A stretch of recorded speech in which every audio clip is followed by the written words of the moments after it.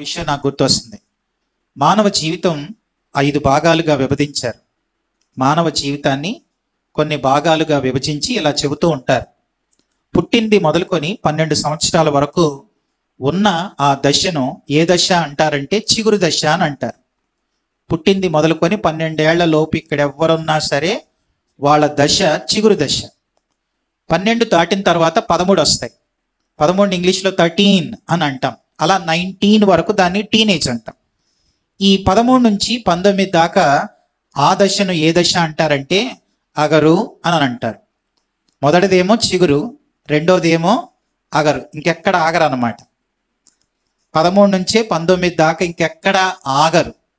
ఆ 13 నుంచి 19 దాకే అందరికీ ఫోన్లు కావాలి, అందులో అన్నీ చూడాలి, అన్నీ తెలుసుకోవాలి. ఇన్స్టా, తర్వాత ఇంకా రీల్స్, తర్వాత ఇంకా ఏయో అంత. ఇక ఆ దశని ఏ దశ అంటారంటే అగర దశ అని అంటారు. ఆ తర్వాత 19 దాటాక 20 వస్తాయి. 20 నుంచి 40 దాకా ఆ దశని ఏ దశ అంటారంటే పొగరు అని అంటారు. ఆ దశలో ఇక్కడ ఎవరున్నా వాళ్ళకి బాగా పొగరు ఉంటుంది. వాళ్ళకి ఏదన్నా చెప్పి తమ్ముడు ఫోన్ బంద్ చేయన్నాం అనుకో ఇట్లా చూస్తాడు, నాకు చెప్తున్నావు అని అంటాం. ఆ దశ అంతా కూడా పొగరు దశ అనమాట. 20 నుంచి 40 దాకా పొగరు. 40 దాటిన తర్వాత 50 వరకు దాన్ని వగరు అని అంటారు.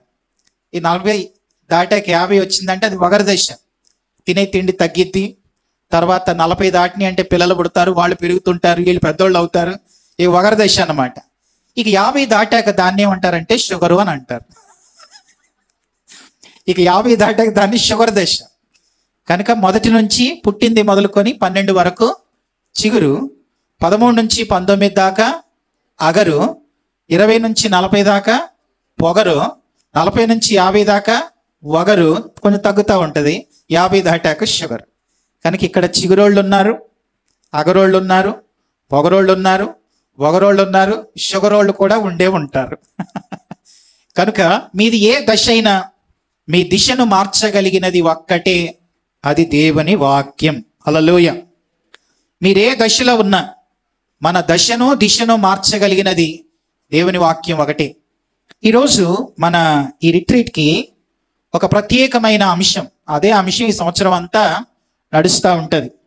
ఇవ్వబడిన అంశం ఏంటనంటే తాత్కాలిక ప్రపంచంలో నిత్యత్వపు దృక్పథం. చెప్పండి ఒకసారి, అంశం ఏంటి చెప్పండి. తాత్కాలిక ప్రపంచంలో నిత్యత్వపు దృక్పథం. ఇది తాత్కాలిక ప్రపంచం. ఈ ప్రపంచం అంతా పర్మనెంట్ కాదు, ఇది తాత్కాలిక ప్రపంచం. ఈ తాత్కాలిక ప్రపంచంలో మనము నిత్యత్వపు దృక్పథాన్ని కలిగి ఉండాలి అనే ఒక గొప్ప ఉద్దేశంతో ప్రార్థించి ప్రార్థనాపూర్వకంగా యూపీఎఫ్ అన్నవాళ్ళు ఈ అంశాన్ని సంవత్సరం డిసైడ్ చేయడం జరిగింది. గతంలో మీటింగ్స్లో కూడా వచ్చిన వాళ్ళు ఎన్నో వాక్యాలు విని మేలుపొంది ఉంటారు. వారందరిని బట్టి నేను ప్రభుని స్తుతిస్తున్నాను. ఈరోజే కొత్తగా 100 మంది తమ్ముడోళ్ళు కొత్త వాళ్ళని తీసుకొచ్చారు, వారిని బట్టి కూడా నేను ప్రభుని స్తుతిస్తున్నాను. మీకు కూడా నా ఆహ్వానాన్ని తెలియజేస్తా ఉన్నాను. అయితే ఈరోజు అంశం కొరకు బైబిల్లో నుంచి ఒక వాక్యాన్ని పెట్టడం జరిగింది. అది ఒకవేళ ఎవరైనా మీరు ఈ మీటింగ్ కొరకు ఏర్పాటు చేసిన ఆ పోస్టర్ చూసుంటే అందులో మీకు ఒక వాక్యం ఉంది. ఆ వాక్యాన్ని నేను చదువుతున్నాను. బైబిల్లో అపోస్తలుడైన పౌలు కొరింథీయులకు రాసిన 2వ పత్రిక 4వ అధ్యాయం 17-18 వచనాలు నేను చదువుతూ ఉన్నాను. కొరింథీయులకు రాసిన 2వ పత్రిక 4వ అధ్యాయం 17-18 వచనాలు. మేము దృశ్యమైన వాటిని చూడక అదృశ్యమైన వాటినే నిదానించి చూస్తున్నాము గనుక క్షణమాత్రముండు మా చులకని శ్రమ మా కొరకు అంతకంతకు ఎక్కువగా నిత్యమైన మహిమా భారమును కలుగు చేయుచున్నది. ఏలయనగా దృశ్యమైనవి అనిత్యములు, అదృశ్యమైనవి నిత్యములు. దృశ్యమైనవి అనిత్యములు, అదృశ్యమైనవి నిత్యములు. చిన్న ప్రార్థన చేద్దాం, దేవుని వాక్య ధ్యానాన్ని విందాం. పరిశుద్ధుడా, ప్రేమగల తండ్రి, దయాళుడా, నమ్మదైన దేవ, మీకు స్తోత్రం నాయన. ఈ పగటి పూట ఈ వట్టిపల్లిలో ఏ ఒక్కరూ కూడా వట్టిగా ఉండకుండా వారు దేవుని మాటల చేత గట్టివారై ప్రభువా దృశ్యమైన వాటి మీద దృష్టి పెట్టి ప్రభువా మరి వారి జీవితాలు నష్టపోకుండా ప్రతి ఒక్కరూ కూడా అదృశ్యమైన వాటి మీద నిత్యత్వపు దృక్పథంతో ఈ తాత్కాలిక ప్రపంచంలో నిత్యత్వపు దృక్పథంతో జీవించే ఒక ప్రగాఢమైన ఆశ ప్రతి ఒక్కరికి దయచేయండి. నిలబడి నీ దాసునైన నన్ను మీ కృపలో జ్ఞాపకం చేసుకొని నా నోట మీ మాటలు ఉంచి మాతో మాట్లాడి మీరు మహిమ పొందమని మా ప్రియ ప్రభువును మా రక్షకుడైన యేసుక్రీస్తు ఘనమైన నామములో ప్రార్థించి అడిగి వేడుకొనుచున్నాము తండ్రి, ఆమేన్. ఈ సమయంలో మనకి ఇవ్వబడిన అంశం ఏంటనంటే, చెప్పాను తాత్కాలిక ప్రపంచంలో నిత్యత్వపు దృక్పథం. దానికి ఇవ్వబడిన వాక్య భాగం మనం చూసాం. కొరింథీయులకు రాసిన 2వ పత్రిక 4వ అధ్యాయం 18వ వచనంలో దృశ్యమైనవి అనిత్యములు, అదృశ్యమైనవి నిత్యములు. దృశ్యమైనవి అంటే కంటికి కనబడేవి. నీ కంటికి కనబడేది ఏదైనా అది అనిత్యం. దృశ్యమైనవి అనిత్యములు అంటే నీ కంటికి కనబడేది ఏదైనా అనిత్యం అంటే అప్పటికి ఉండేది కాదు. ఈరోజు నీ కంటికి ఏదైతే కనబడలేదో అది నిత్యము అని బైబిల్ చెబుతుంది. కంటికి కనబడేది అనిత్యం, కనబడనిది నిత్యం. కానీ మన దృష్టి అంతా ఏంటంటే కనబడని దాని మీద మన దృష్టి పెట్టాం. కనబడే వాటి మీదే, కనబడే వారి మీదే, కనబడే దాని మీదే మన దృష్టి అంతా ఉంటుంది. కానీ కనబడని దాని మీద ఈరోజు చాలా మంది దృష్టి పెట్టలేదు. అందుకనే దృశ్యమైనవి అనిత్యములు, అదృశ్యమైనవి నిత్యములు అని దేవుని వాక్యంలో మనం చూస్తున్నాం. నీ కంటికి కనబడేది ఏదైనా అది అనిత్యం అంటే శాశ్వతం కాదు. ఈరోజు నీ కంటికి కనబడేది ఏది శాశ్వతం కాదు. చాలా సంవత్సరాల క్రితం, చాలా కాలం క్రితం రాజుగారు తన దగ్గర ఉన్న ఒక మంత్రిని పిలిచి, మంత్రి నాకు పని చేసి పెట్టాలయా అన్నాడంట. అప్పుడు మంత్రి అన్నాడంట, చిత్తం రాజా మీరేం చెబుతారో చెప్పండి, నేను చేసి పెడతాను అన్నాడంట. అప్పుడు రాజుగారు అన్నాడంట, ఈ రాజ్యాన్ని పరిపాలిస్తున్న క్రమంలో చాలాసార్లు కృంగిపోతున్నాను, చాలాసార్లు అధైర్యపడుతున్నాను, చాలాసార్లు నేను బాధపడుతున్నాను. అలాంటి సమయంలో నీవు నాకు ఒక ఉంగరాన్ని తయారు చేసి తీసుకొనిరా. ఆ ఉంగరం మీద చిన్న మాట ఉండాలి. ఆ మాట నేను చదివినప్పుడు నన్ను నేను ప్రోత్సహించుకునేటట్లుగా ఉండాలి. అలాంటి ఒక చిన్న మాట ఉంగరం మీద పెట్టి తయారు చేసి తీసుకొనిరా అన్నాడట. సరే చిత్తం రాజా అని మంత్రి వెళ్ళిపోతున్నాడు. వెళ్ళిపోతా ఉంటే రాజు అన్నాడంట, మంత్రి అన్నాడంట. మరలా వెనక్కి తిరిగి చిత్తం రాజా ఏంటో చెప్పండి అంటే, ఎప్పుడూ బాధలే కాదు, చాలాసార్లు నేను బాగా నవ్వుతాను కదా, నేను బాగా నవ్వుతున్నప్పుడు ఆ మాట చదివితే నా నవ్వు కూడా ఆగిపోవాలి. అలాంటి మాట ఏదైనా రాసి మళ్ళీ నువ్వు కాలాన్ని బాగా, రాజు నాకు పని చెప్పాడు కదా అని ఓ 4 రోజులు టైం తీసుకొని అలాగే నువ్వు వెళ్ళిపోయావంటే నీ తల కోట, అంటే రాజులకు ఆ కాలంలో కోటలు ఉండేవి కనుక నీ తల కోట గుమ్మానికి కడతాను. రేపు సాయంత్రానికల్లా ఉంగరాన్ని తయారు చేసుకొని ఆ ఉంగరం మీద ఆ మాట పెట్టి నువ్వు తీసుకురావాలని చెప్పాడంట. సరే మంత్రి వెళ్ళిపోయాడు. రాత్రంతా బాగా ఆలోచించాడు. నవ్వు వచ్చినప్పుడు ఆగిపోవాలి, బాధ వచ్చినప్పుడు ప్రోత్సహించుకోవాలి. అలాంటి మాట ఏదైనా అని ఆలోచించి రాత్రంతా ఆలోచించి మరుసటి మధ్యాహ్నం మంత్రి రాజుగారికి వచ్చి ఉంగరాన్ని ఇచ్చాడంట. సరే ఉంగరం రాజు పెట్టుకున్నాడు. ఆయనకి ఏదో బహుమానం ఇచ్చాడు. మంత్రి వెళ్ళిపోయాడు. ఒక రోజు రాజుగారు బాగా నవ్వుతున్నాడంట. నవ్వుతా ఉంటే ఉంగరం మీద మాట గుర్తొచ్చి, నవ్వుతున్న నా నవ్వు ఈ మాట చదివితే ఆగిపోవాలి కదా, అలా ఆగకపోతే మంత్రి పని అయిపోయిందని ఆ మాట చదివాడట. నవ్వు ఆగిపోయింది. తర్వాత కొన్ని దినాలు గడిచినాయి. రాజ్యంలో ఏదో సంథింగ్ చిన్న ప్రాబ్లం వచ్చింది. ప్రాబ్లం వచ్చినప్పుడు మళ్ళీ ఉంగరం మీద మాట గుర్తొచ్చి, ఈ మాట చదివితే నన్ను నేను ప్రోత్సహించుకోవాలి కదా అనుకొని మళ్ళా ఆ మాట చదివాడట. తనను తాను ఎంతో ప్రోత్సహించుకున్నాడంట. ఇంతకీ ఉంగరం మీద ఉన్న మాట ఏంటంటే, ఉంగరం మీద ఎన్ని అక్షరాలు పడతాయి? ఏ పెద్ద ఆ నుంచి చివరి దాకా 57 అక్షరాలు ఏమన్నా పడతాయా అంటే పట్టవని మనకు తెలుసు కదా. ఉంగరం మీద మంత్రి బాగా ఆలోచించి రాసిన మాట ఏంటనంటే చిన్నది, ఇది శాశ్వతం కాదు అనే మాట. చాలా చిన్న మాట, ఇది శాశ్వతం కాదు అని రాశాడట. రాజు బాగా నవ్వుతున్నాడు, ఇది శాశ్వతం కాదు. రాజు బాగా నవ్వుతున్నాడు, ఇది శాశ్వతం కాదు. నవ్వు శాశ్వతమా? శాశ్వతం కాదు. సరే బాధల్లో ఉన్నాడు, ఇది శాశ్వతం కాదు అని చదివాడు. అవును, బాధలు శాశ్వతం కాదు, నవ్వు శాశ్వతం కాదు. ఆ మాటకు వస్తే తమ్ముడు చెల్లి, అసలు ఈ లోకంలో ఏది శాశ్వతం? ఆలోచించండి, ఏది శాశ్వతం? అద్దం ముందు నిలబడి దువ్విందే దూతాం. అద్దం శాశ్వతమా? నీ జుట్టు శాశ్వతమా?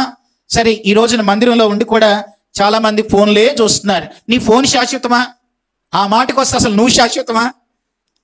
ఇక్కడ కూర్చున్న వాళ్ళు ఎవరైనా నేను యుగాయుగాలు ఈ భూమి మీద ఇలాగే ఉంటాను అనేవారు ఎవరైనా ఉన్నారా అని అంటే ఎవ్వరు ఉండరు.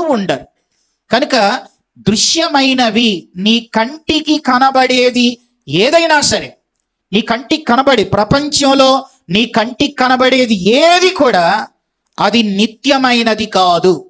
ఉదాహరణకి ఈ మౌత్ ఎప్పటికి ఉంటుందా? కింద పడితే పోద్ది. ఈ డ్రెస్సు ఎప్పటికి ఇదే వేసుకుంటామా? వేసుకోము. అలాగే నా బలం ఎప్పటికి ఇలాగే ఉంటుందా? నా ఆరోగ్యం ఎప్పటికి ఇలాగే ఉంటుందా? నా డబ్బు ఎప్పటికి ఇలాగే ఉంటుందా? నాకున్నది ఏదైనా ఇలాగే ఉంటాయి. ఎప్పటికీ ఏది శాశ్వతం కాదు. అది అందమైన, ఆరోగ్యమైన, ఆస్తిపాస్తులైన, అందచందాలైన, తమ్ముడు చెల్లి, ఏది శాశ్వతం కాదు. కానీ మనం దేని మీద ఎక్కువ దృష్టి పెడతాం అని అంటే కనబడని దాని మీద దృష్టి పెట్టం. కానీ నీ కంటికి ఏది కనబడుతుందో అదే శాశ్వతం అనుకొని బతుకుతున్నారు ఈ రోజున. ఆమె నా శాశ్వతం, అతడే నా శాశ్వతం, అతనే లేకపోతే నేను బ్రతకలేను, ఇలాంటి ఆలోచనలతోనే కనబడే దాని మీదే దృష్టి పెడుతున్నారే తప్ప కనబడని వాటి మీద ఈ రోజున చాలా మంది దృష్టి లేదు. హైదరాబాద్లో తెలియడానికి కొన్ని విషయాలు చెప్తున్నాను. హైదరాబాద్లో ఒక అబ్బాయి ఒక అమ్మాయిని ప్రేమించాడు. ప్రేమిస్తే వాడు ఎలాంటి వాడంటే కేవలం వాళ్ళిద్దరి మధ్య 2 నెలలే పరిచయం అంట. ఆమెకు ఉద్యోగం కోసం ఒక సెంటర్లోకి వెళ్ళింది. అక్కడ ఉద్యోగాలు ఇప్పించేవాడు కనుక ఇతను ఖచ్చితంగా నాకు మంచి ఉద్యోగం ఇస్తాడని వెళ్ళింది. జాబ్ సెర్చింగ్లో వెళ్ళింది. వాడు కొంచెం మాటకారి. ఆ మాటలతో ఆమెని మాయ చేశాడు. మాయ చేసి ఆమె ఫోన్ నెంబర్ తీసుకొని రోజు చాటింగ్ చేయటం. ఆ చాటింగ్ చీటింగ్లోకి వెళ్ళిపోయి చివరికి ఎంత పరిస్థితి వచ్చిందంటే ఇతను తప్ప ఇంకా ఈ ప్రపంచంలో నాకెవరు అవసరం లేదు, ఇతడే సర్వస్వం, ఇతనే ఇక నిత్యము నాతో ఉండేవాడు అని అనుకొని ఆమె అతనికి కమిట్మెంట్ ఇచ్చేసింది. నువ్వు లేకపోతే నేను బ్రతకలేను, తర్వాత మన ఇద్దరం కలిసి జీవిద్దాం అని చాటింగుల్లో బాగా పీక్ లెవెల్కి వెళ్ళిపోయారు. అలా వెళ్ళిపోయిన తర్వాత వాడు ఆమెను ప్రేమించాడు, ఆమె అతన్ని ఇష్టపడింది. తర్వాత ఈ విషయం ఇంట్లో తెలిసింది. వాళ్ళ అమ్మా నాన్నకి తెలిస్తే ఇలాంటి తప్పని ఎన్ని చెప్పినా ఇక ఆ మత్తులో ఉన్నవాళ్ళు, మాయలో ఉన్నవాళ్ళు ఆ మాయ మాటలే తప్ప వీళ్ళ చెప్పే మాటలు వాళ్ళ చెవుల్లోకి వెళ్ళవు. కొంతమందికి అంతే, ఇక మంచి మాటలు చెవుల్లోకి వెళ్ళవు. ఆడేదైనా ఒక SMS చేస్తే రాత్రి నిద్ర లేకపోవడం, తర్వాత 1 గంట 2 గంటల వరకు దుప్పడ ముసుకేసుకొని చాటింగ్ చేయటం, ఇట్లాంటిది ఆ పిల్ల చేసిన పనులు. చివరికి ఏం చేశాడో తెలుసా? అయితే వాడన్నాడంటే ఇక్కడ ఉంటే మనం అందరికీ తెలిసిపోతాం, అసలు హైదరాబాద్లో వద్దు, మన ఇద్దరం కలిసి దూరంగా లేచిపోదాం, వెళ్ళిపోదాం అని చెప్పి ఆమెను ఎక్కడికి తీసుకుపోయాడంటే ఢిల్లీ దాకా తీసుకుపోయాడు. వాడు ఇద్దరు ఢిల్లీలోకి వెళ్ళిపోయారు. అక్కడ రూమ్ తీసుకున్నారు. 2 నెలలే ఉన్నారు అక్కడ. 2 నెలల పరిచయం, అక్కడ 2 నెలలు ఉన్నారు. ఆ తర్వాత వాళ్ళిద్దరు శారీరకంగా కలుసుకోవటం, తర్వాత అక్కడ ఆమె మీద వాడికి ప్రేమ పోయింది, తగ్గిపోయింది. ఆ తర్వాత వాడు ఏం చేశాడో తెలుసా? పేపర్లో వచ్చిన విషయం చెప్తున్నాను. ఆమెను 38 ముక్కలుగా నరికి ఆ ముక్కలన్నీ ఫ్రిడ్జ్లో పెట్టి రోజుకో ముక్క తీసుకొని వెళ్ళి ఎక్కడో వాడు దూరంగా పడేస్తా ఉంటే పోలీసు వాళ్ళకు దొరికి ఇప్పుడు వాడు తీహార్ జైల్లో ఉన్నాడు. తమ్ముడు చెల్లి, మరి ఇప్పుడు కన్న తల్లి తండ్రుల ప్రేమను కంటే మించిన ఆ ప్రేమ ఇది నాకు శాశ్వతం అనుకుంది, వాడే నా శాశ్వతం అనుకుంది, వాడే నాకు ఎప్పటికీ ఉంటాడు అని అనుకుంది. 2 నెలల్లోనే 38 ముక్కలుగా నరికి పడేశాడు. కనుక ఈ విషయాన్ని ఎందుకు చెప్తున్నానంటే లోకంలో ఏది శాశ్వతం కాదు. చెల్లి, తమ్ముడు, నీ దృష్టికి ఏది కనబడుతుందో అది నిత్యము ఉండేది కాదు. బైబిలే చెబుతుంది, దృశ్యమైనవి అనిత్యములు, అదృశ్యమైనవి నిత్యములు. నీ కంటికి కనబడేది ఏదైనా, కొంతమంది వాళ్ళ కంటికి ఎలా కనబడతాయంటే, ఒక ఆమె నాతో ఇలా అంది. ఏమందంటే, అతను నీకు ఎలా నచ్చాడు అని అంటే ఆమె ఏమందో తెలుసా? ఇష్టమైన వాడు గోసే పెట్టుకున్న చిరంజీవిలా కనబడతాడని అంతే. బా, ఎంత పెద్ద డైలాగో! ఇష్టమైనవాడంట ఆడు ఎలా వేసుకున్నా, చినిగిపోయిన బన్నీ వేసుకున్నా, గళ్ళ లుంగి వేసుకున్నా వాడు చిరంజీవిలానే కనపడతాడంట. కనుక కొంతమంది దృష్టి పాడైపోతే పచ్చకామెర్లు అంటే తెలుసా మీకు? పచ్చకామెర్లు వస్తే లోకం అంతా వాడికి పచ్చగానే కనపడద్దు. అలాగే కొంతమందికి ఇలాంటి మత్తులు, జబ్బులు, రోగాలు ఇలాంటివి వస్తే వాళ్ళకి లోకమంతా పచ్చగానే కనపడద్ది. అందరూ వాళ్ళకి చిరంజీవిలానే కనపడతారు, అందరూ కూడా మంచి మంచి హీరోయిన్లానే కనపడతారు. కానీ అది శాశ్వతమా అని అంటే అది శాశ్వతం కాదు. కాబట్టి ఈ మాటని దృశ్యమైనవి అనిత్యములు, అదృశ్యమైనవి నిత్యములు, ఈ మాటను ఆధారం చేసుకొని నేను రెండు విషయాలు చెప్పి ముగిస్తాను. మొదటి విషయం ఏంటనంటే, దృశ్యమైన వాటి మీద దృష్టి పెట్టి నష్టపోయిన వాళ్ళు ఓ ముగ్గురిని చూపిస్తాను. రెండో విషయం ఏంటనంటే, అదృశ్యమైన వాటి మీద దృష్టి పెట్టి ఆశీర్వదించబడిన వాళ్ళు ఓ ముగ్గురిని చూపించి నేను ముగిస్తాను. రెండు విషయాలు. దృశ్యమైన వాటి మీద దృష్టి పెట్టి నష్టపోయిన ముగ్గురు వ్యక్తులు, అదృశ్యమైన వాటి మీద దృష్టి పెట్టి ఆశీర్వదించబడిన ఓ ముగ్గురు వ్యక్తులు. వాళ్ళొక ముగ్గురిని, వీళ్ళొక ముగ్గురిని చూపిస్తాను. ఆ తర్వాత మీరెలా ఉన్నారో ఎవరికి వారు పరీక్షించుకొని ప్రార్థనాపూర్వకంగా ఇక్కడ నుంచి వెళ్ళాలి. వినండి, ఇక్కడ ఒక మాట చెప్తాను. వాక్యంలోనికి వెళ్ళక ముందే ఒక మాట చెప్తాను. ఎప్పుడైనా సరే, అది ఏ మీటింగ్ అయినా, యూత్ మీటింగ్ అయినా, మరో మీటింగ్ అయినా, రేపు సండే మీటింగ్ అయినా, ఏ మీటింగ్ అయినా సరే, ప్రతి మీటింగ్లో 5 విషయాలు ఉండాలి. 5 విషయాలు ఉంటాయి. ప్రతి మీటింగ్లో 5 విషయాలు ఉండాలి. మొదటిది ఏంటనంటే సమకూడుట, అది మొదటిది. రెండో విషయం ఏంటనంటే సంకీర్తనలు పాడుట, అంటే పాటలు పాడాలి. మూడవది ఏంటనంటే సందేశాన్ని ఆలకించాలి. నాలుగవది ఏంటనంటే స్వపరీక్ష చేసుకోవాలి.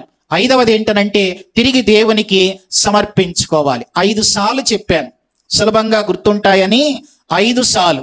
మొదటిది సమకూడటం, రెండవది సంకీర్తనలు చేయడం, మూడవది సందేశాన్ని ఆలకించడం, నాలుగవది స్వపరీక్ష చేసుకోవడం, ఐదవది దేవునికి సమర్పించుకోవడం. ఈ 5 పనులు జరగాలి. సమకూడారు, చాలా సంతోషం. సంకీర్తనలు చక్కగా బ్రదర్స్ వాళ్ళు కీబోర్డ్ వాయిస్తూ, కొంతమంది ఇలా వాయించిన తర్వాత వెళ్ళిపోతారు. వాళ్ళకి అదే బయట ప్రపంచమే, వాయించటమే కాదు, ఇక్కడ ఉండరు వాళ్ళు. కానీ తమ్ముడు వాళ్ళు ఉన్నారు, వీళ్ళని బట్టి నేను ప్రభువుని స్తుతిస్తున్నాను, వీళ్ళని అభినందిస్తున్నాను కూడా. చాలా మంది వెళ్ళిపోతారు, మా పని వాయించడమే అనుకుంటారు, అంతేగాని వాక్యాన్ని విని మేలు పొందుదాం అని చాలా మంది అనుకోరు. మీరు ఎక్కడైనా చూడండి, మీటింగ్స్ లో పాటలు అయ్యేదాకుంటారు, మళ్ళీ విడిపోతారు, మళ్ళీ లాస్ట్ పాటకు వస్తారు, మళ్ళీ కుయ్యం అంటారు. కనుక వీళ్ళు అలా కాకుండా చెప్పేది వింటున్నారు, తర్వాత వింటున్నారు. కాబట్టి వీళ్ళని బట్టి కూడా నేను ప్రభువుని స్తుతిస్తున్నాను. ఈ 5 పనులు జరగాలి. సమకూడటం, సంకీర్తనలు చేయడం, సందేశాన్ని ఆలకించడం. సందేశాన్ని కూడా ఎలా ఆలకించాలంటే బైబిల్లో ఉంది, యోగ్యమైన మంచి మనసుతో ఆలకిస్తే మేలు పొందుతామని ఉంది.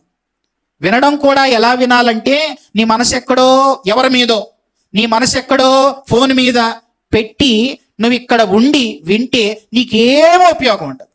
తమ్ముడు చెల్లి వినండి, ఈరోజు కొంతమంది కొత్త వాళ్ళు వచ్చారు కదా, అన్న ఏం చెప్తున్నాడని నువ్వు బాగా వింటే బాగుపడతావు, బాగా వినకపోతే ఒక రోజున బాధపడతావు. కనుక మీరు ఎప్పుడూ బాధపడకుండా బాగుపడాలనే ఉద్దేశంతో ఈ బోధన ఉండడానికి దేవుడు మనకి ఈ మాటలను ఇచ్చాడు. కనుక సందేశాన్ని వినాలి, విన్న తర్వాత స్వపరీక్ష చేసుకోవాలి, తర్వాత తిరిగి దేవునికి సమర్పించుకోవాలి. అయితే వాక్యంలోనికి వెళ్ళకముందే మరొక విషయం చెప్తాను. అసలు బైబిల్లో దేవుడు ఎన్నో విషయాలు రాసి పెట్టాడు కదా. బైబిల్లో దేవుడు చాలా విషయాలు రాశాడు. అసలు దేవుడు బైబిల్ ఎందుకు ఇచ్చాడు మనకి? ఇక్కడ కొంతమంది దేవుడు నమ్మిన వాళ్ళు ఉన్నారు, నమ్మని వారు ఉన్నారు. అందరికీ ఒక మాట చెప్తున్నాను. అసలు దేవుడు బైబిల్ ఎందుకు ఇచ్చాడు అని అంటే 2 ప్రధానమైన కారణాలు. బైబిల్ దేవుడు ఇవ్వడానికి, అసలు బైబిల్ దేవుడు రాయడానికి 2 కారణాలు ఉన్నాయి. ఏంటి ఆ 2 చూపిస్తాను రండి. మొదటి కారణం, మీరే ఒకవేళ బైబిల్ ఉన్న వాళ్ళు ఎవరన్నా చదువుతారా, అసలు దేవుడు బైబిల్ ఎందుకు రాసి మనకిచ్చాడు, మన చేతుల్లోనికి బైబిల్ రావడానికి ఉద్దేశం ఏంటి అని అంటే, చూడండి, కొరింథీయులకు రాసిన మొదటి పత్రిక 10వ అధ్యాయం 11వ వచనం. అక్కడ ఇలా ఉంది, కొరింథీ మొదటి పత్రిక 10:11. అసలు దేవుడు బైబిల్ ఎందుకు ఇచ్చాడు అంటే మొదటి కారణం చదవండి అమ్మా. ఈ సంగతులు దృష్టాంతములుగా వారికి సంభవించి యుగాంతమందున్న మనకు బుద్ధి కలుగుటకై వ్రాయబడెను. చాలు. మొదటి కారణం, అసలు బైబిల్ ఎందుకు ఇచ్చాడు మనకి, ఎందుకు రాయించి ఇచ్చాడు అని అంటే, ఒకటి బుద్ధి రావడానికి. చెల్లి అమ్మ ఇటు చూడు, ఎందుకు ఇచ్చాడు బైబిల్? అసలు బుద్ధి రావడానికి. మొదటి కారణం అది. అందుకే బుద్ధి కలుగుటకై వ్రాయబడెను అని ఉంది. బైబిల్ ఎందుకు రాశాడంటే దేవుడు, ఇప్పుడు బైబిల్లో చాలా మంది తప్పు చేసిన వాళ్ళు ఉన్నారు, మంచి చేసిన వాళ్ళు ఉన్నారు. అందరి విషయాలు ఎందుకు రాశాడు? మనకు బుద్ధి రావాలని. చెడ్డ పనులు ఎవరైనా చేశారనుకో, వాళ్ళ గురించి ఎందుకు రాశాడు అని అంటే, మనం అలా ఉండకూడదని బుద్ధి రావడానికి. కనుక బైబిల్ ఎందుకు రాశాడంటే దేవుడు, ఒకటి బుద్ధి కలుగుటకై వ్రాయబడెను, బుద్ధి. రెండవ మాట చెప్తాను వినండి.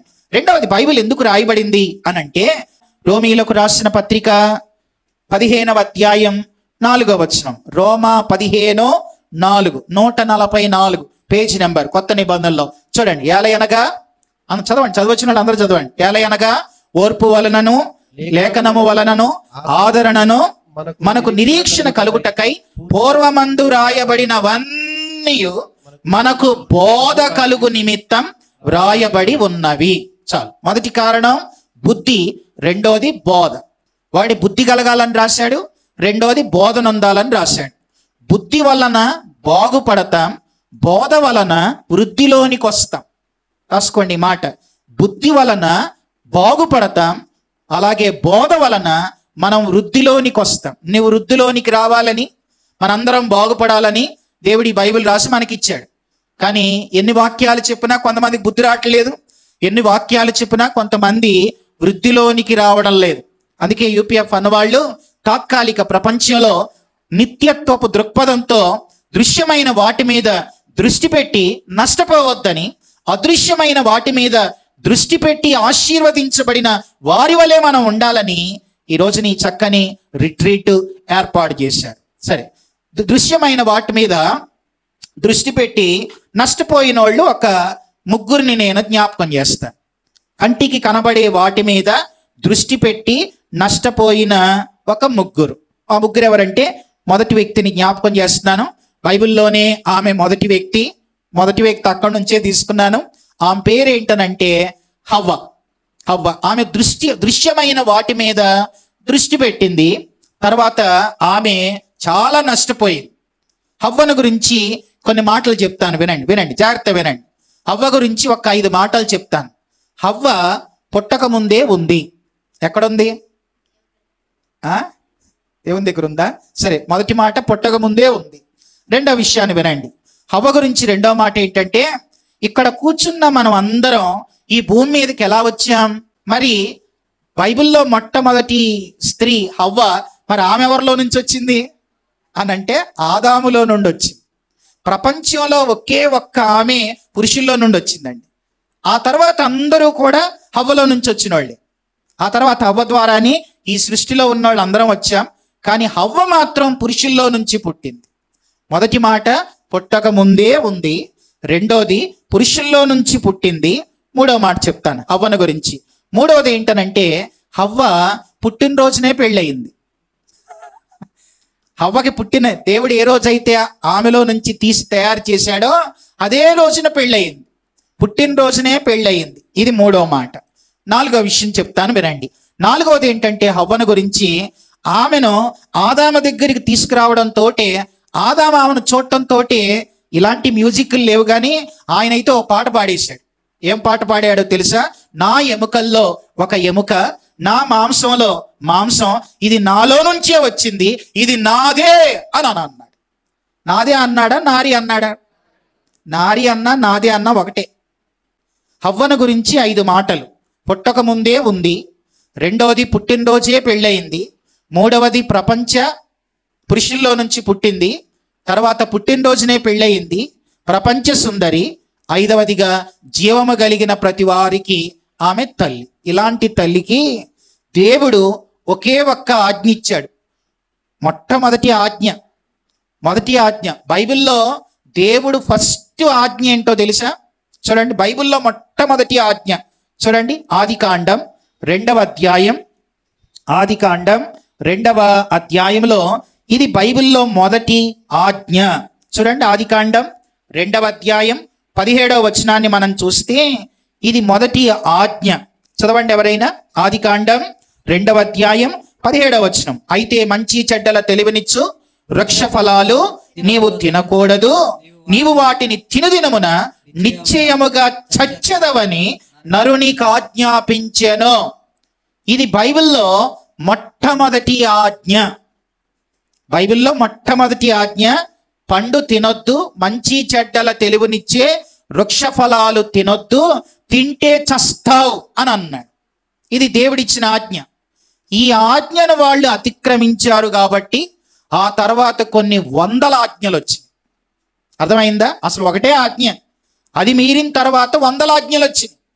పాత నిబంధనలోనే 613 ఆజ్ఞలు వచ్చింది. నిర్గమాకాండంలో సీనాయి కొండ మీద 10 ఆజ్ఞలు ఇచ్చాడు.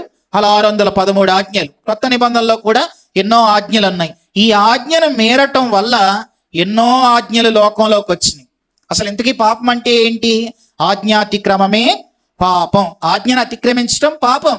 కనుక మంచి చెడ్డల తెలివనిచ్చు వృక్ష ఫలాలు తినొద్దు అని 2వ అధ్యాయంలో ఆజ్ఞ ఇచ్చాడు. ఇప్పుడు 3వ అధ్యాయానికి రండి. ఆదికాండం 3వ అధ్యాయం 1వ వచనాన్ని మనం చూస్తే అక్కడ ఇలా ఉంది. బైబిల్ ఉన్న వాళ్ళు చూడండి. ఆదికాండం 3:1 దేవుడైన యెహోవా చేసిన సమస్త భూజంతువులలో సర్పం యుక్తి గలదై ఉండెను. అది ఆ స్త్రీతో, ఇది నిజమా? ఈ తోట చెట్లలో దేని ఫలాలనైనా మీరు తినకూడదని దేవుడు చెప్పినా అని అడిగాను. చూసారు ఈ మాట? సాతానుడు వచ్చి హవ్వతో అన్నాడు, ఇది నిజమా? ఏంటి నిజం? ఈ తోట చెట్ల ఫలాల్లో దేన్నైనా తినొద్దని దేవుడు చెప్పాడా అని అన్నప్పుడు ఒక్క మాట ఆమె తినొద్దన్నాడు. అసలు నువ్వేంటి నాతో మాట్లాడుతున్నావు అని అక్కడి నుంచి వెళ్ళిపోతే అసలు వేరేగా ఉండు. తినొద్దన్నాడా అని అనటంతో ఈమె ఆలోచనలో పడి ఆ తర్వాత ఈమె దేవుడు చెప్పని కూడా కలిపి చెబుతుంది. చూడండి, చదువుతున్నాను నేను ఆ మాట. 2వ వచనం. అందుకు స్త్రీ, ఈ తోట చెట్ల ఫలాలు మేము తినొచ్చు, అయితే తోట మధ్యనున్న చెట్టు ఫలములను గూర్చి దేవుడు మీరు చావకుండునట్లు వాటిని తినకూడదని వాటిని ముట్టకూడదని చెప్పెనని సర్పముతో అనెను అని చూస్తాం. దేవుడు ముట్టొద్దన్నాడా? దేవుడు తినొద్దు, తింటే చస్తారన్నాడు. ముట్టొద్దనే మాట దేవుడు తన నోట్లో రాలేదు 2:17 ప్రకారం. కానీ ఈమె కలిపి చెప్తా ఉంది. కొంతమంది ఆడవాళ్ళకి కలిపి చెప్పడం, ఇంత జరిగితే అక్క ఇది ఎవరికి చెప్పకు అని వాళ్ళకి ఏదన్నా చెబితే దాన్ని 10 మందికి చెప్పేదాకా 10 మందికి కూడా ఎవరికి చెప్పకనే చెప్తారు. ఇంకా అలాంటిది అనమాట హవ్వ. కనుక తినొద్దు అని దేవుడు చెబితే తినొద్దన్నాడు, ముట్టొద్దన్నాడని ఆమె చెబుతుంది. ఎవరికి చెప్తుంది? సాతానికే చెప్తా ఉంది. సర్పంతో అంది. అప్పుడు వాడేమన్నాడంటే, వాడికి ఒకటి అర్థమైంది. ఏమర్థమైందంటే, ఈమె దేవుని మాట వింటదే తప్ప స్థిరంగా తన హృదయంలో ఆ మాటలను పెట్టుకోదు, వాక్యాన్ని స్థిరంగా హృదయంలో పెట్టుకోదు అని దుష్టుడికి అర్థమయ్యి వాడేమన్నాడో తెలుసా? చూడండి 3వ వచనం. అయితే తోట మధ్యనున్న చెట్టు ఫలములను గురించి దేవుడు మీరు చావకుండానట్లు వాటిని తినకూడదని వాటిని ముట్టకూడదని చెప్పునని సర్పముతో అనెను. 4వ వచనం. అందుకు సర్పం, మీరు చావనే చావరు, ఏలయనగా మీరు వాటిని తినదినమున మీ కన్నులు తెరవబడతాయి, మీరు మంచి చెడ్డల్ని ఎరిగిన వారై దేవతల వలె ఉంటారని దేవునికి తెలియనని ఆ స్త్రీతో చెప్పగా అని మనం చూస్తాం. ఇప్పుడు దేవుడు ఏం చెప్పాడు? స్పష్టంగా తినొద్దు, తింటే చస్తారు అని ఆజ్ఞ ఇచ్చాడు 2:17లో. ఇప్పుడు 4లో సాతాన్ ఏమంటుందంటే, మీరు చావనే చావరు అని సాతాన్ అంది. ఇప్పుడు ఎవరి మాట నమ్మాలి? దేవుడి మాట నమ్మాలా, దెయ్యం మాట నమ్మాలా? దేవుడేమో తింటే చస్తారు అని దేవుడు అన్నాడు. అపవాది ఏమంటుందంటే చావనే చావరు అని అపవాది అంది. ఎవరి మాట నమ్మాలి? అసలు హవ్వ చేసిన తప్పేంటనంటే, దేవుని మాట మీద ఉండవలసిన నమ్మకం దేవుని మాట మీద ఉంచక చావనే చావరు అన్న సాతాను మాట మీద ఆ మాటను నమ్మి ఇప్పుడు తినడానికి పండు దగ్గరికి వెళ్ళింది. వెళితే ఆ తోటలో రోజు చూసే చెట్టే, కానీ సాతాను మాటలు విన్నాక ఎలా ఉంటాయో తెలుసా? చూడండి 5వ వచనం. ఆదికాండం 3వ అధ్యాయం 5వ వచనంలో ఈమె దృష్టి అంతా చెడిపోయింది. చూడండి, ఏలయనగా మీరు వాటిని తినదినమున మీ కన్నులు తెరవబడతాయి, నీవు మంచి చెడ్డల్ని ఎరిగిన వారై దేవతల వలె అయిపోతారు. బా, తింటే దేవత అయిపోతావు అని అంటే అది బాగా నచ్చింది. ఓహో, అందుకే దేవుడు తినొద్దన్నాడా? నేను తొందరగా దేవతను అయిపోవాలి ఆదాం వచ్చే లోప అనుకొని తినేసిందండి. ఆ చెట్టును చూసింది. ఆ చెట్టును చూసేపటికే చూడండి ఎలా కనపడింది. 6వ వచనం. స్త్రీ, ఆ వృక్షము ఆహారమునకు మంచిదియు కన్నులకు అందమైనదియు వివేకమునిచ్చు రమ్యమైనదియునై ఉండుట చూచినప్పుడు, అంటే దేన్ని చూస్తుంది? ఇప్పుడు రోజు చూసే పండు దృశ్యమైనది, అది అనిత్యమని అర్థం చేసుకోక అది తింటే నేను ఏదో అయిపోతానని, అన్నిటికంటే ముఖ్యంగా దేవతను అయిపోవాలని ఆమె అనుకొని చూసింది. చూడండి ఏం చేసింది. అదే 6వ వచనంలో,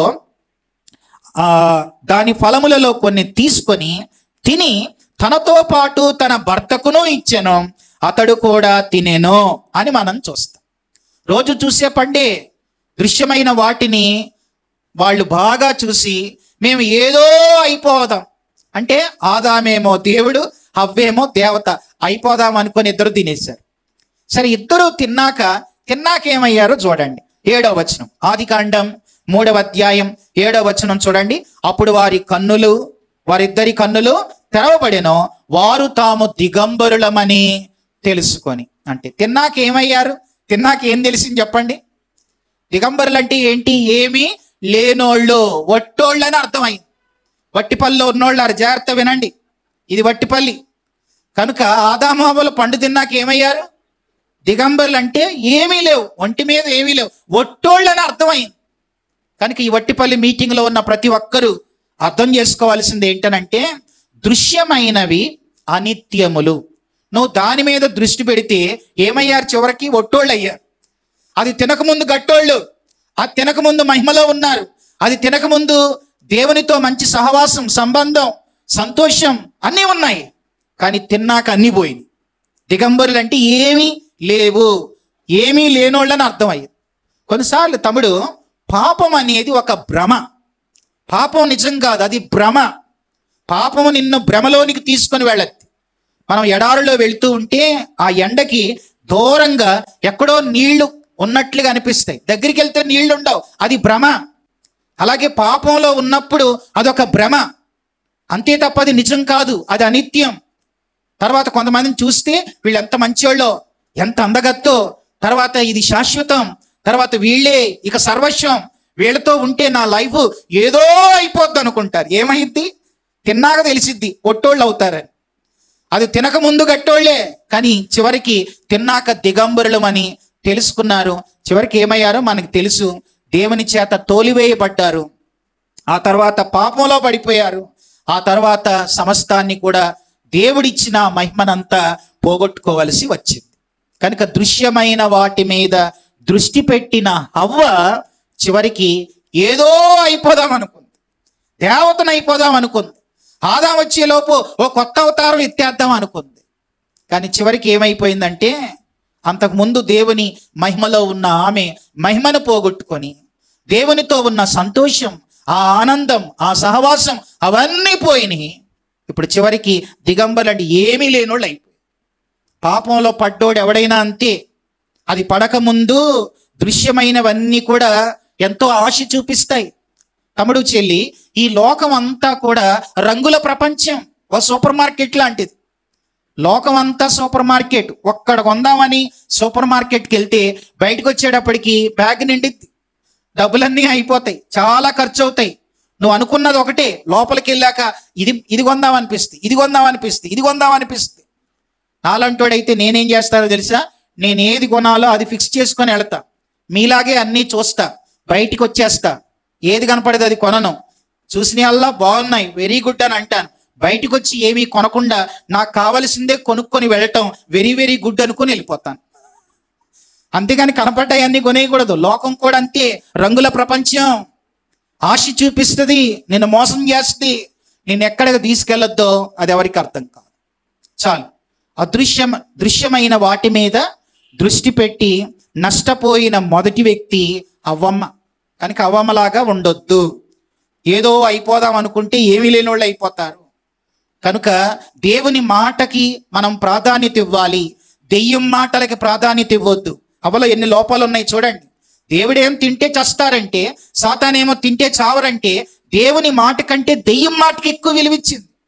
ఈ రోజున చాలా మంది యవనస్తులు దేవుని మాటలకి ప్రాధాన్యత ఇవ్వండి, ఆయన ఆజ్ఞలకి లోబడండి, ఆయన చెప్పింది చెయ్యండి, ఆయన ఏది ఆశిస్తున్నాడో అలా నడవండి, అది చెప్పింది చేయం. కానీ బయట దెయ్యం చెప్పిన మాటలు భలే తీయగా ఉంటాయి, మీరు చావనే చావరు. అవి చాలా ముద్దుగా ఉంటాయి. ఆజ్ఞ ఎప్పుడు కొంచెం కష్టంగా ఉంటుంది. వినండి, ఆజ్ఞలు కఠినంగా ఉంటాయి, ఆజ్ఞలు కష్టంగా ఉంటాయి. పాటిస్తే నీ ఆశీర్వాదం ఎంతో అద్భుతంగా ఉంటుంది. కానీ సాతాను మాటలు ప్రారంభం తీయగా ఉంటాయి, ముద్దుగా ఉంటాయి, లాలనగా ఉంటాయి, కానీ చాలా నష్టాన్ని తీసుకొస్తాయి. అప్పుడప్పుడు నేను ఇలా చెబుతాను, పాపము చివరి మూ తీసామనుకోండి, మొదటి 2 అక్షరాలు ఏమవుతాయి? పాపంలో ఏముంది? పాపం ఉంది. ఫస్ట్ పాపం అనేది పాపలా ఉంటుంది, ముద్దుగా ఉంటుంది. పాపలు చూడండి, ముద్దుగా ఉంటుంది. పాపం ప్రారంభం పాపలాగా ముద్దు ముద్దుగా ఉంటది. అది ముదిరిందనుకో, ఏది పాపం ముదిరిందనుకో, ఈ పాపము అనే 3 అక్షరాల్లో మధ్యలో కింద పడద్ది. అప్పుడు ఆ అక్షరం చివరక్షరం కలపండి, పాము. పాపములోనే పాము ఉంది. పాపం ప్రారంభం పాప, ముదిరితే పాము అయ్యింది. అది ముదిరిందనుకో పాపం పాపమే, అది ముదిరితే నీకు నష్టమే, జీవితాన్ని నాశనం చేస్తుంది, నీకున్న పేరు ప్రఖ్యాతలు పోతాయి. ఒకప్పుడు ఈ అబ్బాయి చాలా మంచివాడండి, ఒకప్పుడు ఈ అమ్మాయి చాలా మంచిదండి, ఇప్పుడు ఏంటోనండి అట్లా తయారవుతుందని అంటారు. అట్లా ఎందుకు తయారవుతుంది? దృశ్యమైన వాటి మీద దృష్టి పెడుతున్నావు. నీ స్టైల్ మారిపోయింది. స్టైలు మారాలి అని నాకు అక్క పాడుతుంది. చాలా మంది ఆమె పాడిన ఉద్దేశం మంచిదే, ఆమె ఏం మారాలంటే లోకపు స్టైల్ మారాలని ఆమె పాడింది. కానీ ఈ రోజున లోకంలో ఉన్న స్టైల్ అన్ని వీళ్ళు తెచ్చుకుంటున్నారు. మీరు హైదరాబాద్ వెళ్ళండి, ఇటేముండదు, మధ్యలో మాత్రమే ఉంటుంది ఆడికి. ఇట్లా ఇట్లా అంటే ఊగుతూ ఉంటుంది. అప్పుడప్పుడు రోడ్డు మీద మెల్లగా ఒకటి వెళ్తూ ఉంటుంది చూడండి, ఏంటది? ఉసరవెల్లి కటింగ్లు అయిపోయినాయి. ఇప్పుడు చాలా మందికి రకరకాల స్టైల్స్ వచ్చేసినాయి, రకరకాల స్టైల్స్, పంక్ స్టైల్ వచ్చినాయండి ఎక్కువగా. ఒకసారి నేనే అడిగాను ఒకళ్ళని, జేబిఎస్ బస్ స్టాండ్లో ఒక పాపని చూశాను, ఒక యవనస్త్రాలను చూశాను, ఒక అబ్బాయిని చూశాను. వాడేమో ఇట్లా పద్దాలు అవుతున్నాడు. ఏంట్రా అంటే పంక్ స్టైల్ అన్నాడు. ఆడవాళ్ళు ఏం తక్కువ కాదు, ఇక్కడ దాకా ఒకలా దువ్వి, ఇటు ముందుకు దువ్వి, మళ్ళీ ఇటు దువ్వి, అడు దువ్వి, రకరకాల బాధలు అన్నీ దృశ్యమైనవి అనిత్యములు చెల్లి మొత్తం మీద రింగులు చుట్టేస్తుంది. సరే నేను అడగలేక, చెల్లి ఏంటి ఇన్ని తిప్పుతున్నావు అని అంటే పంక్ స్టైల్ అంది. Punk style. సరే వీళ్ళు పంక్ అంటున్నారని ఫోన్ ఉంది కదా, గూగుల్లోకి వెళ్ళి గూగుల్ తల్లిని PUNK పంక్. ఇక నేనేం చేశానంటే మీనింగ్ ఏంటి, పంక్ మీనింగ్ తెలుగుని కొట్టే, అంతే. ఏమని వచ్చింది తెలుసా? మీరు కూడా కొట్టుకున్న తర్వాత PUNK పంక్ అంటే పనికిమాలినోడని వచ్చింది. ఇంకా దరిద్రమైన మాట కూడా ఉంది, దానికి ఇంకా పర్యాయ పదాలు చాలా ఉన్నాయి. PUNK పంక్ అంటే చాలా డేంజర్. పంక్ స్టైల్, ఈ రకరకాల స్టైల్ వచ్చినాయి, దాని మీద దృష్టి పెడుతున్నారు. మనం బట్టలు కొనడానికి వెళ్తే ఫలానా హీరోయిన్ డ్రెస్ అంటాడు, చెప్పులు కొనుక్కోవడానికి వెళ్తే ఫలానా హీరోయిన్ డ్రెస్ అని అంటారు. నేను అంటాను, ఎవరన్నా షాప్కి వెళ్తే ఒక షర్ట్ ఏదన్నా తీయంటే ఇది ఫలానా హీరో అన్నాడు అనుకో, వాడేసింది నాకెందుకు, శాన్ హ్యాండ్లా, మీ దగ్గర ఏం కొత్తవి ఉండవా అని అడుగుతాను నేను. అంటే లేదు సార్ ఇది కొత్తదే అన్నాడు అనుకో, మరి ఆడిపోయారు ఎందుకు చెప్తున్నావు? మీ దగ్గర ఏదైనా ఎవరు వెయ్యింది ఉంటే నాకు చెప్పు, నేను కొనుక్కుంటా, డబ్బులు ఇచ్చేది నేను, వాడెవడా వేసింది నాకెందుకు, ఆ హీరోయిన్ డ్రెస్ నీకెందుకు, ఆ స్టైల్ నీకెందుకు? నీకో స్టైల్ లేదా? నిన్ను చూసి అనేకులు నేర్చుకోవాలి కానీ, నీవు అనేకులకు మాదిరిగా ఉండాలి కానీ, ఎవరినో నువ్వు ఫాలో అవటం ఏంటి? నీ రోల్ మోడల్ వేరే వాళ్ళు అవ్వడం ఏంటి? నువ్వే ఒక మాదిరిగా ఉండాలి కదా. కనుక దృశ్యమైన వాటి మీద దృష్టి పెట్టి నష్టపోవద్దు. చాలు, నేను 6 గురించి చెప్పాలి, ఒకళ్ళకే టైం అయిపోయింది. సరే వినండి. మొదటిది, దృశ్యమైన వాటి మీద దృష్టి పెట్టి నష్టపోయిన మొదటి అక్క ఎవరు అనంటే అవ్వమ్మ. సరే, రెండో వ్యక్తిని చూపిస్తాను రండి. రెండవదిగా దృశ్యమైన వాటి మీద దృష్టి పెట్టి నష్టపోయిన రెండో వ్యక్తి ఎవరు అనంటే, మొత్తం హోల్ ఫ్యామిలీ అంతా దృశ్యమైన వాటి మీద దృష్టి పెట్టేశారండి. ఆదికాండం 19వ అధ్యాయంలో తండ్రి పేరు లోతు, వాళ్ళ భార్య పేరు ఏముందంటే లోతు భార్య అని ఉంది. ఆయనే లోతు, ఆయన భార్య ఇంకా లోతు, వాళ్ళ పిల్లలు మరీ లోతు. వాళ్ళ పిల్లల పేరు లేవు, ఒక్కడి పేరే ఉంది, ఆయన పేరు లోతు అండి. వాళ్ళ భార్య పేరు లోతు భార్య అని ఉంది, ఇంకా లోతు. వాళ్ళ పిల్లలు మరీ లోతు. ఆ ఫ్యామిలీ అంతా మొత్తం దృశ్యమైన వాటి మీదే దృష్టి పెట్టారు. చూడండి లోతు దృష్టి ఎలా ఉంది, ఇదే ఆదికాండం. చూడండి దేవుని వాక్యంలో 13వ అధ్యాయం, ఆదికాండం 13వ అధ్యాయం 10వ వచనాన్ని చదువుతున్నాను. లోతు కన్నులెత్తి యోర్దాను ప్రాంతం అంతటిని చూసి, అంటే ఆయన కన్నులెత్తి అంటే దృశ్యమైన వాటిని చూసి ఇక మకాం వేశాడు. దృశ్యమైన వాటిని చూసి మకాం ఎక్కడ పెట్టాడో తెలుసా? చూడండి, ఆ మాట చదువుతున్నాను. 12వ వచనం 13వ వచనం. సొదొమ మనుషులు దుష్టులు, యెహోవా దృష్టికి బహు పాపులనై ఉండిరి. లోతు అబ్రహామును విడిచిపోయిన తర్వాత ఆ పైన ఉంటుంది చూడండి, లేకపోతే 11వ వచనం. కాబట్టి లోతు తనకు యోర్దాను ప్రాంతం అంతటిని ఏర్పరచుకొని తూర్పుగా ప్రయాణం చేసెను. అట్లు వారిని ఒకరినొకరు వేరైపోయి అబ్రాహాము కనాన్లో నివసించెను. లోతు ఆ మైదానమందున్న పట్టణముల ప్రదేశములలో కాపురముండి సొదొమ దగ్గర తన గుడారం వేసుకొనెను అని చూస్తాం. కనుక 10లోనేమో ఆయన దృశ్యమైనవి చూసి ఓ గుడారం 11లో వేసేసాడు. ఇది లోతు. ఇక ఆ తర్వాత లోతు భార్య ఆమె ఏం చేసింది చూడండి. లోతు భార్య ఆదికాండం 19వ అధ్యాయం చదువుతున్నాను నేను, 17వ వచనం. ఆదికాండం 19:17లో ఆ దూతలు వారిని వెలుపలికి తీసుకొని వచ్చిన తర్వాత ఆయన, నీ ప్రాణమును దక్కించుకున్నట్లు పారిపో, నీ వెనక్కి చూడొద్దు, ఈ మైదానంలో ఎక్కడా నిలవద్దు. 3 మాటలు చెప్పారు దేవదూతలు. పారిపోవాలి, నిలవద్దు, వెనక్కి చూడొద్దు, ముందుకే వెళ్ళిపో, సాగిపో అని వాళ్ళు ఆజ్ఞాపిస్తే, ఇప్పుడు లోతు భార్య ఏం చేసిందో తెలుసా? చూడండి ఆ మాట. ఆదికాండం 19వ అధ్యాయం 26వ వచనం. అయితే లోతు భార్య అతని వెనక నుండి తిరిగి చూచి ఉప్పు స్తంభమాయను. లోతు భార్య వెనక్కి తిరిగింది. వెనక్కి తిరగొద్దన ఆజ్ఞ ఉంది, వెనక్కి తిరిగింది. నిలవద్దన ఆజ్ఞ ఉంది, నిలిచిపోయింది. ముందుకే సాగిపోవాలని ఆజ్ఞ ఉంది, ఏమో అడుగులు ముందుకు వేయట్లేదు. చూడండి, నేను ఇలా చెప్తాను, లోతు భార్య ముందుకే వెళ్తుంది కానీ కన్నులు మాత్రం వెనకే ఉన్నాయి. కాళ్ళు ముందుకి, కన్నులు వెనక్కి. ఈ రోజున కూడా అంతే. కొంతమంది కూర్చోవడానికే ఇక్కడ కూర్చున్నారు, వాళ్ళ దృష్టి అంతా ఎక్కడో ఉంటుంది. ఆ లోతు భార్య స్వభావం అది. ఆమె వెనక్కి ఎందుకు చూసుంటది అని అంటే, ఏయో వదలమన్నాడు దేవుడు. వదలాల్సినవి అన్ని ఊర్లో ఉన్నాయి, ఇంట్లో ఉన్నాయి. అవన్నీ వదిలేసి వెళ్ళటం ఆమెకి ఇష్టం లేక వెనక్కి చూసి. ఈ రోజున చాలా మంది వదలాల్సినవి వదలకపోతే, తమ్ముడు చెల్లి వినండి, వదలాల్సినవి వదలకపోతే పొందాల్సినవి పొందుకోలేం. అర్థమైందా? నువ్వు వదలాల్సినవి వదలకపోతే పొందవలసిన దాన్ని పొందుకోలేవు. పొందాల్సినవి పొందాలంటే వదలాల్సినవి వదలాలి. యోసేపు వస్త్రాన్ని వదిలాడు, పొందాల్సింది పొందాడు. సమరయ స్త్రీ వదలాల్సింది వదిలింది, కొండని, పొందాల్సిన దీవెనలన్నీ పొందింది. అలా నా జీవితంలో లోతు భార్య వదల్ల ఏమైంది? ఉప్పు స్తంభం అయింది. ఉక్కు స్తంభం కాదు, ఉప్పు స్తంభం. ఆ ఉప్పు స్తంభం సరే ఉప్పు కదా అంటే ఎవరికైనా ఉపయోగపడే స్తంభమా అంటే ఆ ఉప్పు స్తంభం ఎవరికి ఉపయోగం లేని స్తంభం. అది నిరుపయోగమైన స్తంభం. తమ్ముడు చెల్లి, మీ జీవితాలు నిరుపయోగంగా ఉండకుండా ఉండాలంటే దృశ్యమైన వాటి మీద దృష్టి పెట్టొద్దు. లోతు దృష్టి లోకం మీదే, లోతు భార్య లోకం మీదే. సరే వాళ్ళ పిల్లలు చూడండి, వాళ్ళ పిల్లలు ఎలాంటి వాళ్ళు, లోతు పిల్లలు ఎలాంటి వాళ్ళు అని అంటే, ఈ లోతు పిల్లలు ఎక్కడున్నారు? సొదొమ గొమొర. సొదొమ గొమొరలో ఉన్నవి ఏంటో తెలుసా? సోకులు, సరదాలు, సరసోక్తులు. అదే సొదొమ అంటే. సొదొమ గొమొరలో ఉన్నవన్నీ కూడా అంతలోకమే. సరదాల పిచ్చి, సోకుల పిచ్చి, తర్వాత అన్నీ కూడా లోక సంబంధమైనవే తప్ప నిత్యత్వం మీద వాళ్ళకి అసలు దృష్టే లేదు. లోతు భార్య పిల్లలంతా సొదొమ గొమొరలో ఉన్న వాళ్ళ పనులన్నీ కూడా వీళ్ళకి అబ్బేసినాయి. లోతు పిల్లల గురించి ఓ 3 మాటలు చెప్తాను. మొదటిది ఏంటనంటే, వాళ్ళు రక్షణ లేని పిల్లలు. దే ఆర్ అన్సేవ్డ్ చిల్డ్రన్, రక్షణ లేని పిల్లలు.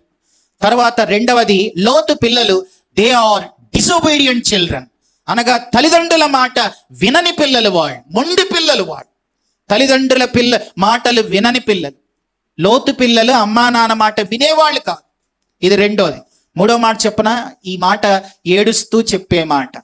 మూడవది ఏంటంటే, ప్రపంచంలో ఏ పిల్లలు చెయ్యని చెడ్డ పని లోతు పిల్లలు చేశారండి. అంటే మూడవదిగా దే ఆర్ చీటింగ్ చిల్డ్రన్, తల్లిదండ్రులను మోసం చేసిన పిల్లలు, తండ్రిని మోసం చేసిన పిల్లలు వీళ్ళు, చీటింగ్ చిల్డ్రన్ వీళ్ళు. ప్రపంచంలో ఏ పిల్లలు అలా చేయరు. పిల్లలే తండ్రికి ద్రాక్షారసం పట్టించి అతడు మత్తుడైనప్పుడు అతనితో శయనించిరి అని బైబిల్లో ఉంది. కనుక దే ఆర్ చీటింగ్ చిల్డ్రన్. ఈరోజు చాలా మంది అమ్మా నాన్న మోసం చేసే వాళ్ళు ఉన్నారు, తల్లిదండ్రులు మోసం చేసే పిల్లలు ఉన్నారండి. వాళ్ళంతా కూడా లోతు పిల్లలు. కాబట్టి ఈ మాటలన్నీ ముందే చెప్పాను. ఎందుకు రాయించి ఇచ్చాడు దేవుడు? మనకు బుద్ధన్నా రావాలి, బోధన్నా కలగాలి, ఓ మంచి సందేశం అన్నా వినాలి, లేదా దిద్దుకోవలసినవి ఉంటే చివరిలో స్వపరీక్ష చేసుకోవడానికి ఈ మాటలన్నీ దేవుడిచ్చాడు. కనుక రెండో ఫ్యామిలీ, దృశ్యమైన వాటి మీద దృష్టి పెట్టి నష్టపోయిన వాళ్ళు ఎవరు అని అంటే ఓల్ ఫ్యామిలీ మొత్తం. లోతు నష్టపోయాడు, లోతు భార్య నష్టపోయింది, లోతు పిల్లలు నష్టపోయారు. సరే, వీళ్ళు రెండో వ్యక్తి. మూడో వ్యక్తిని జ్ఞాపకం చేస్తాను రండి. మూడో వ్యక్తి ఎవరు అని అంటే, దృశ్యమైన వాటి మీద దృష్టి పెట్టి నష్టపోయిన మూడో వ్యక్తి అమ్నోను. వాడి పేరు అమ్నోను. సమూయేలు 2వ గ్రంథం 13వ అధ్యాయం 1వ వచనంలో, తరువాత దావీదు కుమారుడగు అబ్షాలోమునకు తామారను ఒక సుందరీవతియగు సహోదరి ఉండగా దావీదు కుమారుడగు అమ్నోను ఆమెను మోహించెను అని చూస్తాం. అమ్నోనికి అమ్నోన్ అనేవాడు తామార్ అనే ఆమెని మోహించాడట. తామారు అమ్నోన్ ఇద్దరు ఏమవుతారు? అన్నా చెల్లెళ్ళు అవుతారు. అన్నా చెల్లెళ్ళండి వీళ్ళు. కానీ ఆమె అందంగా ఉందని మోహించాడట. చూడండి ఆ తర్వాత ఏం చేశాడు? 2వ వచనం చూడండి. తామారు కన్య అయినందున ఆమెకి ఏం చేయవలనన్ననో దుర్లభమని అమ్నోను గ్రహించి చింతాక్రాంతుడై యెహోవా తన చెల్లెలైన తామారును బట్టి చిక్కిపోయెను అని ఉంది. వీడు రోజు చిక్కిపోతున్నాడంట. కొంతమంది ఈ రోజున చాలా మంది పిల్లలు చిక్కిపోతున్నారు.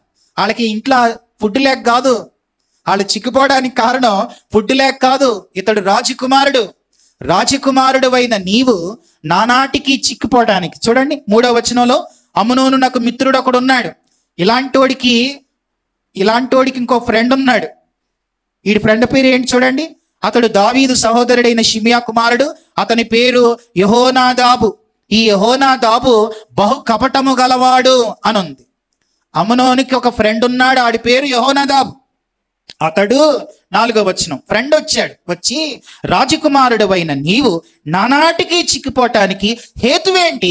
సంగతి నాతో చెప్పరా, నేను నీ బెస్ట్ ఫ్రెండ్ అని అన్నాడు. చూడండి, బెస్ట్ ఫ్రెండ్ అని ఎందుకు చిక్కిపోతున్నావురా అని అంటే, ఇటు చూడండి ఈరోజు చాలా మంది యవనస్తులు సీక్రెట్స్ ఏవైనా ఉంటే ఎవరికి చెప్పాలో వాళ్ళకి చెప్పరు. నీకు ఏదైనా ఒక చెడ్డ ఆలోచన కలిగింది, ఏదో ఒక అమ్మాయిని చూసాం మంచిగా అనిపించింది, వెళ్ళి ఈ విషయాన్ని మీ నాన్నకి చెప్తావా, మీ అమ్మకి చెప్తావా, లేదా ఫ్రెండ్కి చెప్తావా?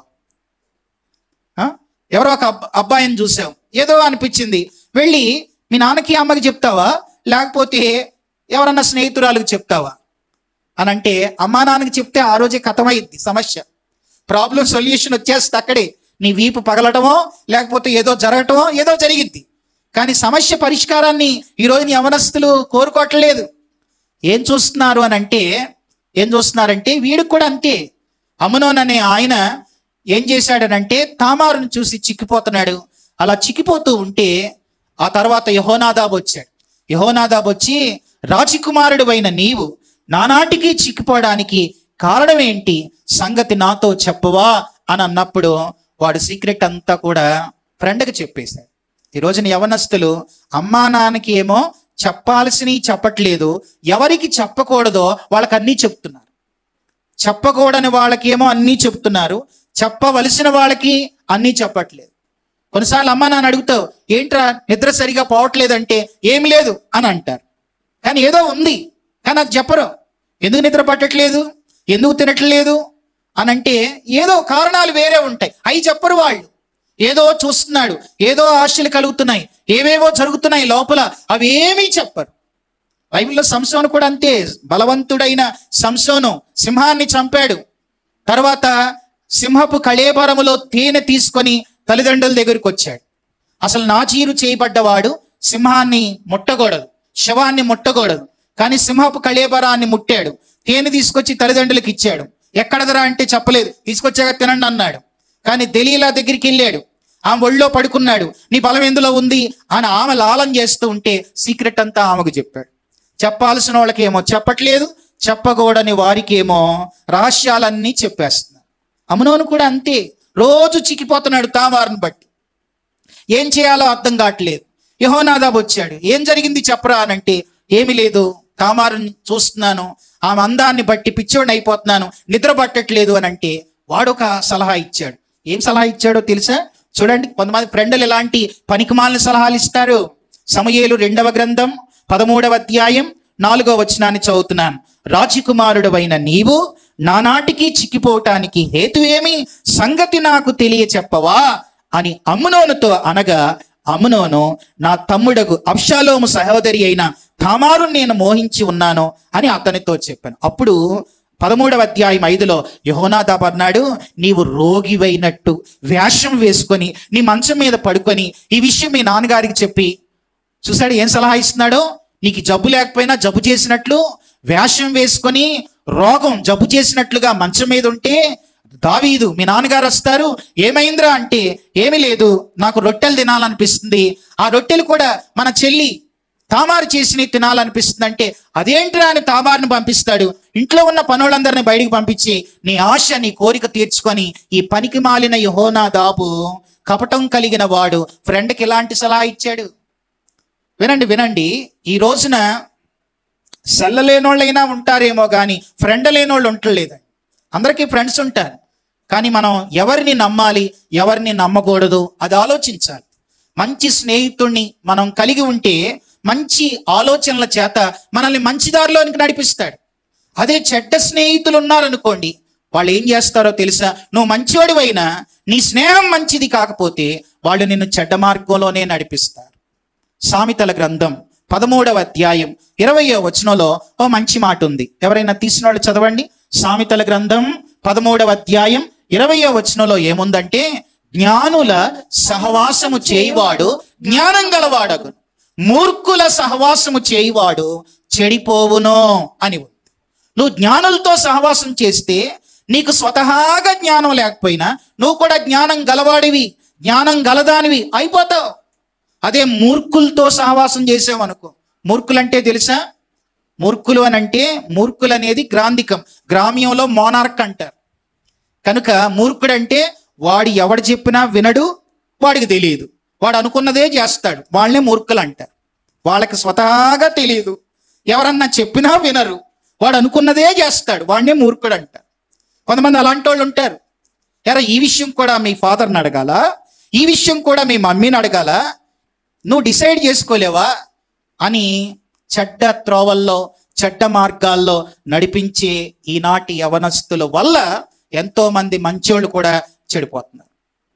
కొన్నిసార్లు చూడండి, పిల్లలు క్రైస్తవ కుటుంబాల్లో పుట్టి కాలేజీలో జాయిన్ అవుతాం, అక్కడ నమ్మని వాళ్ళంతా ఉంటారు, వాళ్ళు ఏయో చూస్తూ ఉంటారు, తర్వాత ఇది కూడా తెలియదేరా అంటారు.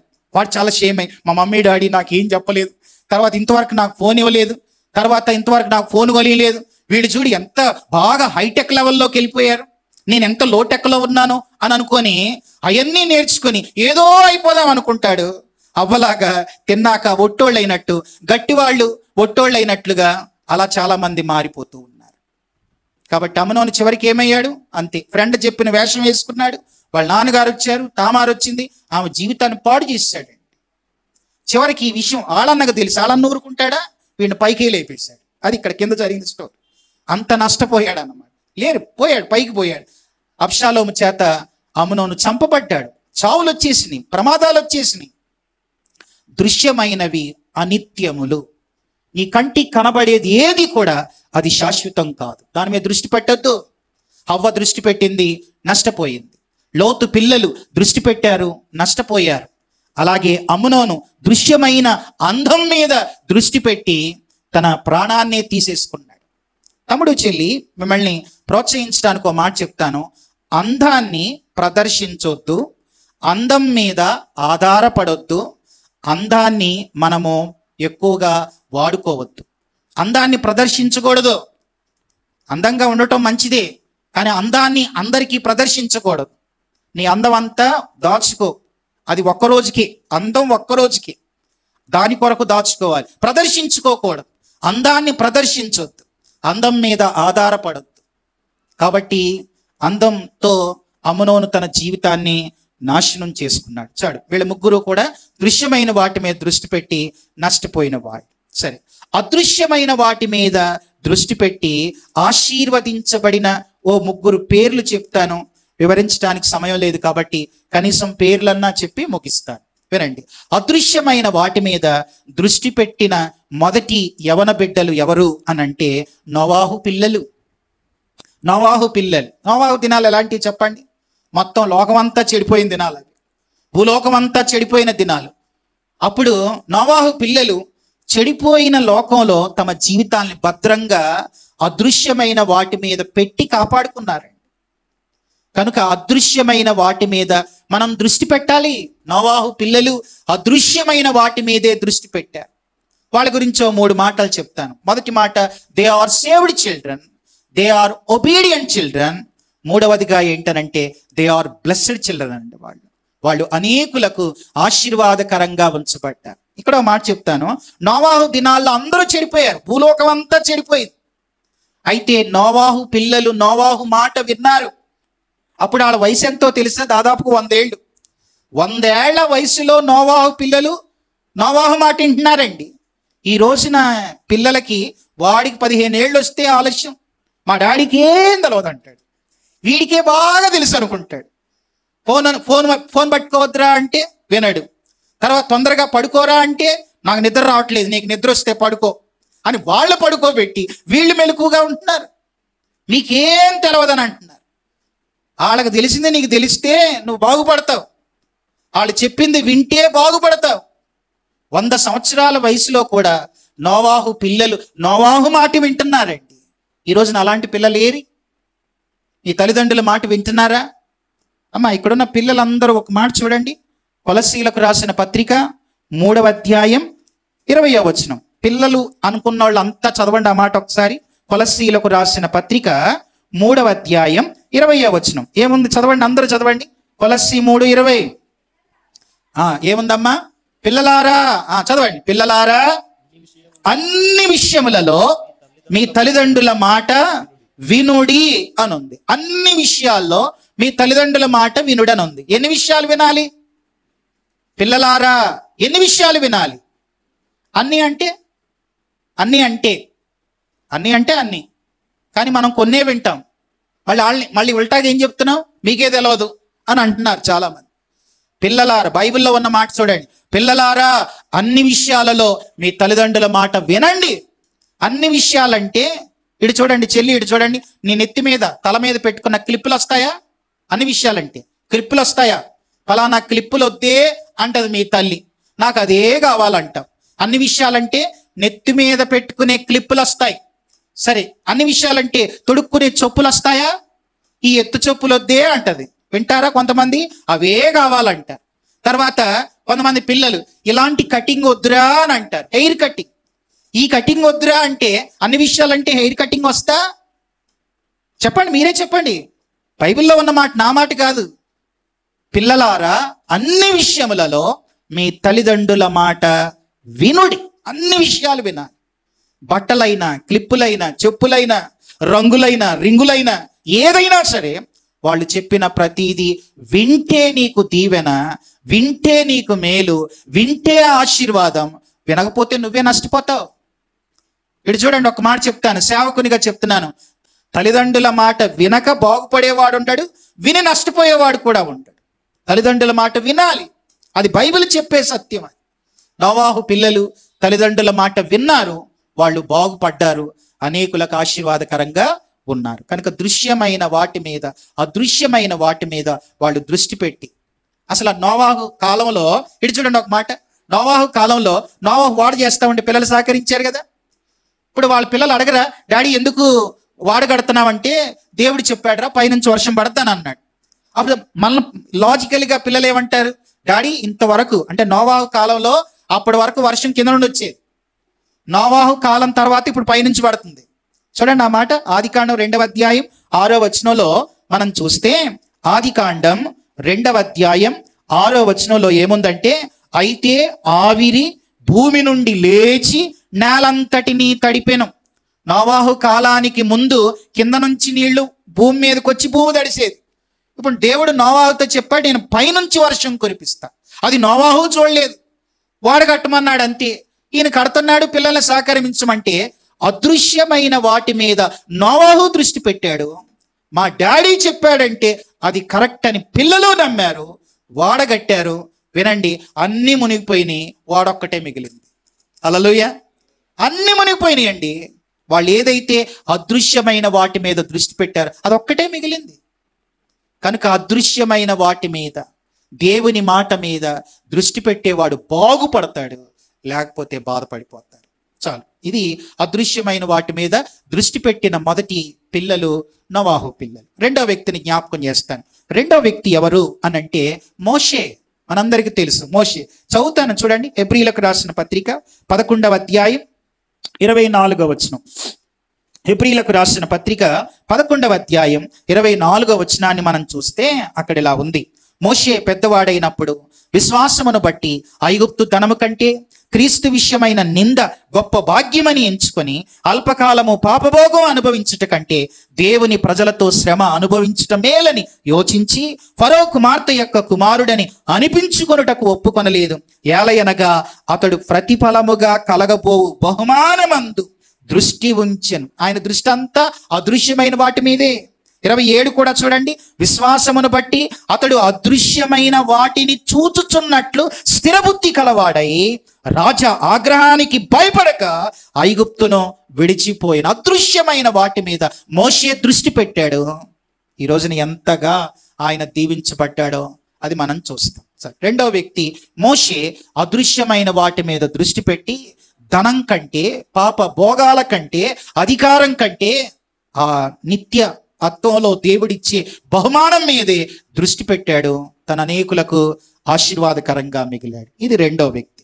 మూడో వ్యక్తిని చూపించి నేను ముగిస్తాను. మూడవదిగా ఎవరు అనంటే అదృశ్యమైన వాటి మీద దృష్టి పెట్టిన మూడో వ్యక్తి క్రొత్త నిబంధనలో కొరింథీయులకు రాసిన 2వ పత్రిక 4వ అధ్యాయం, పేరు చెప్పి ముగిస్తాను చూడండి. అపోస్తలుడైన పౌలు కొరింథీయులకు రాసిన 2వ పత్రిక 4వ అధ్యాయం 16వ వచనంలో మనం చూస్తే, కావున మేము అధైర్యపడం, మా బాహ్య పురుషుడు కృషించుచున్నాను, ఆంతర్య పురుషుడు దినదినము నూతన పరచుచున్నాడు.